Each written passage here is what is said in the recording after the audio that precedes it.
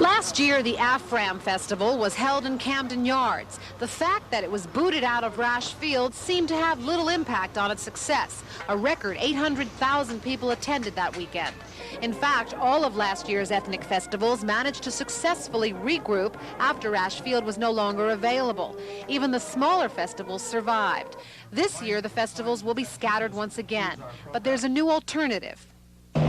There will be several locations where the festivals will be held this year. Hopkins Plaza, which has always been a favorite festival area, the new Festival Hall facility, the Canton lots, which are located right in the German and Polish neighborhoods, and also there will be the American Indian Festival in Fells Point. This is the new Festival Hall, downtown next to the Convention Center. It's slated for completion July 12th. But what's to be gained by using the $4.5 million facility?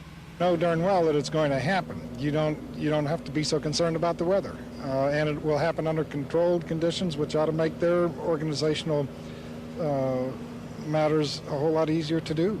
What is the import of a festival hall to the mayor and to the city of Baltimore? Downtown Baltimore doesn't only belong to the people who come here from conventions and trade shows. It belongs to the people of the city too, and that means all the people of the entire city.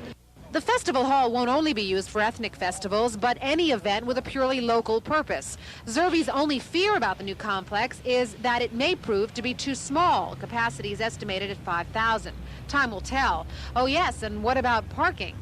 Parking initially is going to be a little tight, but there's so much development going on downtown right now, but eventually, and within a relatively short period of time, the parking is going to be absolutely fantastic downtown, and it's not as bad now as most people realize. Here's a sneak